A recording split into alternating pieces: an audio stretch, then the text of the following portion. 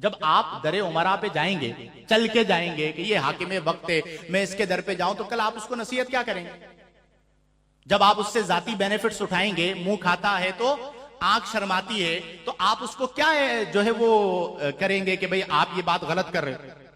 ہمارے بزرگوں نے، اعلیٰ حضرت فاضل بریلی رحمہ اللہ کو آپ دیکھیں، کیا قلم چلتا تھا، کل کے رضا ہے خنجرے خونخار برقبار، آدھا سے کہہ دو خیر منائے نشر کرے۔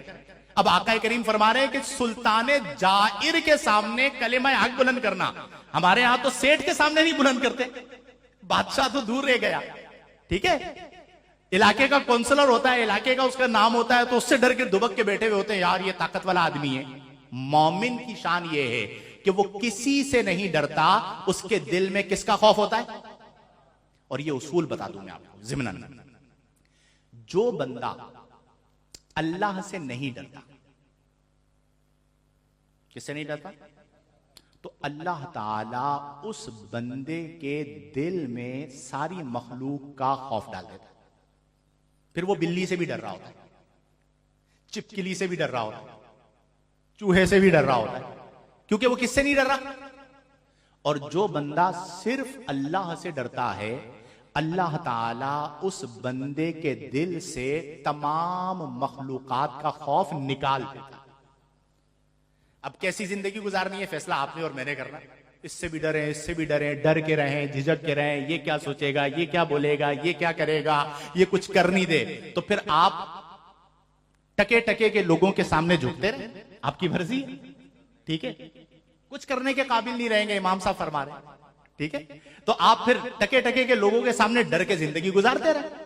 اور اگر آپ یہ چاہتے ہیں کہ میں ایسی زندگی گزاروں کہ مجھ پر کوئی نہ ہو، بایمانہ کہ وہ مجھے ڈکٹیٹ کرے کہ تم قرآن یوں بیان کرو، حدیث یوں بیان کرو، تفسیر یوں بیان کرو، تشریح یوں بیان کرو، یہ نہیں کرو گے تو ہم یہ کر دیں گے، ٹھیک ہے، اور ان سے ڈر کر رہے تو پھر ساری زندگی اسی طرح چلے گی۔ اور اگر اللہ سے ڈرتا ہے کہ میرے دل میں کس کا خوف ہے، تو آپ یقین کر لیجئے کہ پھر اس سے بڑے سے بڑا بادشاہ وقت بھی ہوگا نا، وہ اس کو کھاتے میں نہیں لائے گا، وہ کہے گا کہ میں تیرا بندہ نہیں ہوں، میں اپنے رب کا بندہ ہوں۔ کس کا بندہ ہوں؟ اپنے رب کا۔ عزت کس نے عطا فرمائی؟ اللہ نے عطا فرمائی ہے۔ ہمیشہ یاد رکھیں، میں ایک اصول بیان کرتا ہوں، اپنے طلباء کو بھی یہ بات میں سمجھاتا ہوں کہ عزت نفس پہ کمپرومائز کہیں پہ نہیں ہوگا۔ عزت مجھے کس نے دی ہے؟ اب میرے سامنے بڑے سے بڑا آدمی آ جائے، میں اسے اپنی عزت کے ساتھ نہیں کھیلنے دوں گا۔ کیوں؟ اگر میں اسے اپنی عزت کے ساتھ کھیلنے دوں گا تو وہ اللہ تعالیٰ کی غیرت کو للکارنے کے مترادف ہے کہ اللہ فرماتا ہے کہ میرے بندے، میں نے تجھے عزت عطا فرمائی اور تو میری دی ہوئی عزت پر کمپرومائز کر رہا ہے، اپنے آپ کو ذلیل کروا رہا ہے، اپنے آپ کو رسوا کروا رہا ہے اور اپنے آپ کو ذلت پر پیش کر رہا ہے، پھر اس پر ذلت اتار دی جاتی ہے۔ تو اس لیے میرے پیارے دوستو، اہم یہ ہے، یا بلال اویسی، اہم یہ ہے کہ آپ نے زندگی میں اپنے آپ کو ذلت پر پیش کرنا۔ کیسی بات ہے؟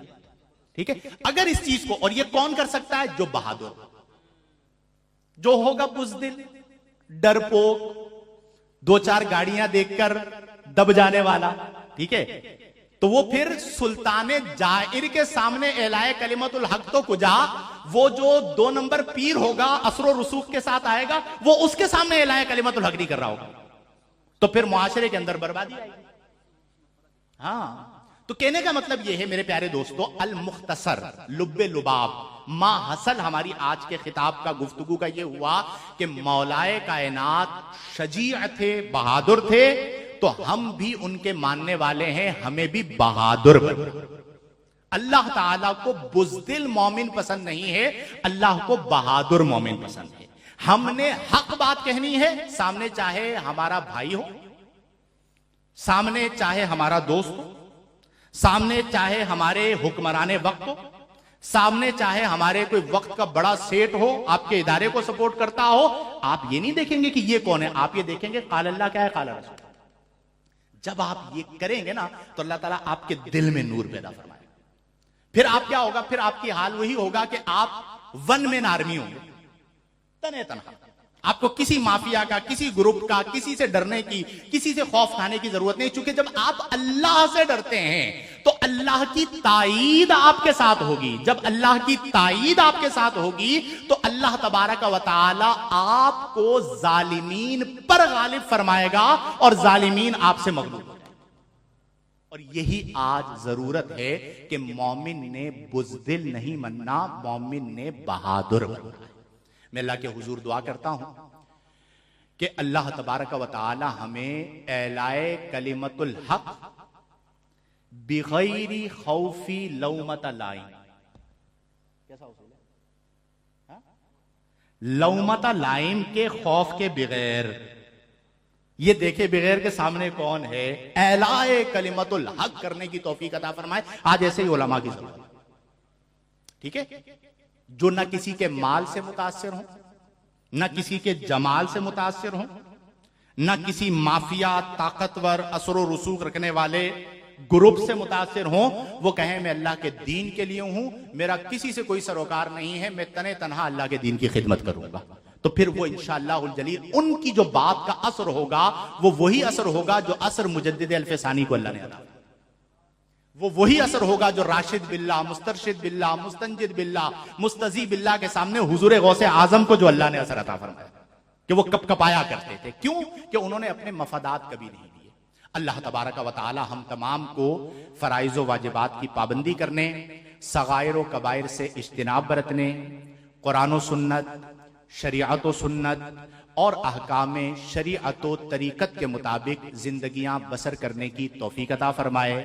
اور ہم تمام کو اللہ تبارک و تعالی جو 10 ایام کم و بیش باقی رہ گئے ہیں ان میں خوب دل لگا کر محنت کے ساتھ عبادات کرنے کی توفیق عطا فرمائے اور ماہ رمضان کی جملہ عبادات کو اپنی بارگاہ میں مقبول و منظور فرمائے. آمین بجاہ النبی الامین وآخر دعوانا ان الحمد للہ رب العالمین.